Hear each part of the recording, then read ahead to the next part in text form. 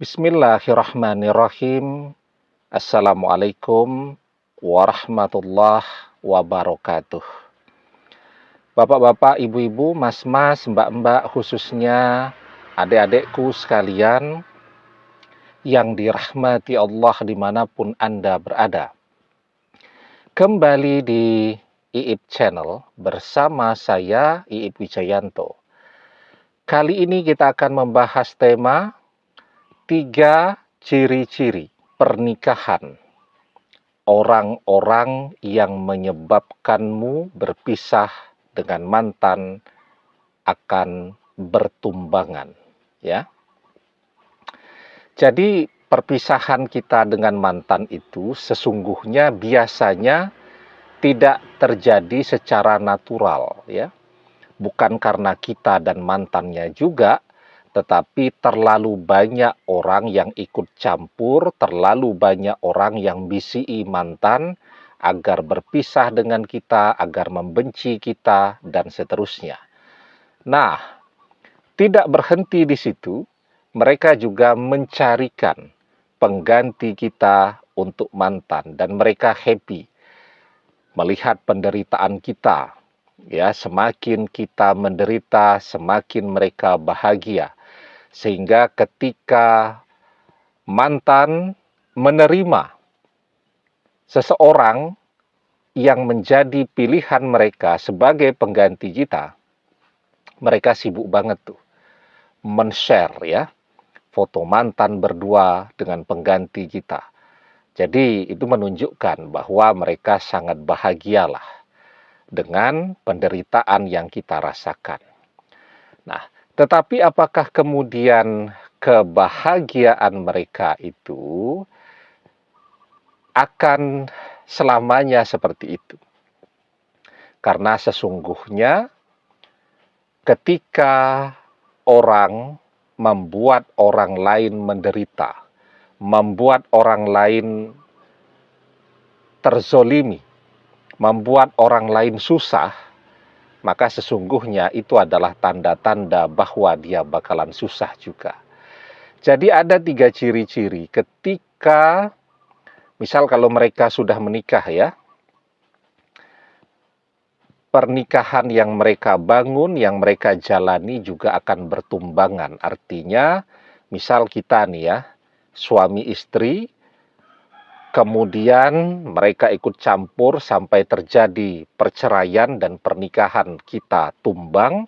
Nah, maka ada 3 ciri-ciri, mereka pun akan merasakan tumbangnya pernikahan mereka, berantakannya pernikahan mereka, dan mereka akan menjalani fase-fase berat seperti yang pernah kita jalani pada saat perpisahan itu terjadi.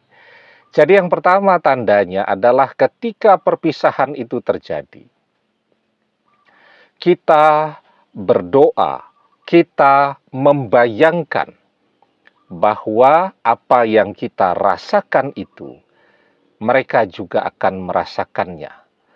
Bahwa apa yang mereka lakukan itu akan berbalik kepada dirinya sendiri. Ya. Jadi kan sering tuh kalau perpisahan itu terjadi dalam keadaan kecewa, dalam keadaan marah ya, kita memancarkan kemarahan kita itu kepada mereka walaupun mulut kita tidak berbicara apapun. Ya, bagaimana kita mau berbicara begitu kan? Sementara mereka sangat banyak begitu dan mantan juga sudah tidak mau lagi mendengarkan kita karena mantan setiap hari dikelilingi oleh mereka. Jadi kita betul-betul sudah tidak bisa berbicara lagi kepada mantan. Jangankan berbicara, mendekat saja kepada mantan kita tidak bisa karena mantan dikelilingi oleh orang-orang yang menginginkan perpisahan ini. Mereka itu bisa saja orang tuanya mantan, adik-adiknya mantan, bude-budenya mantan, sahabat-sahabatnya mantan, tetangga-tetangganya mantan.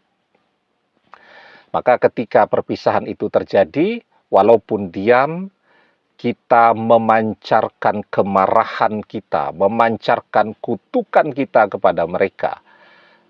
Misal dengan kita membayangkan orang tuanya mantan juga bakal bercerai. Ya, biarpun sudah tua-tua, misal bapaknya mantan kemudian mengkhianati ibunya sehingga terjadi perpisahan. Kita membayangkan adiknya mantan, misal adiknya perempuan, suaminya mengkhianati. Kita membayangkan budenya mantan, misal anak-anaknya bercerai semua. Kita membayangkan sahabat-sahabatnya mantan, semuanya suaminya mengkhianati. Nah, maka apa yang kita bayangkan itu akan terjadi ya. Karena memang kekuatan pikiran manusia itu dalam berdoa luar biasa. Karena itu kita diperintahkan untuk membayangkan yang baik-baik.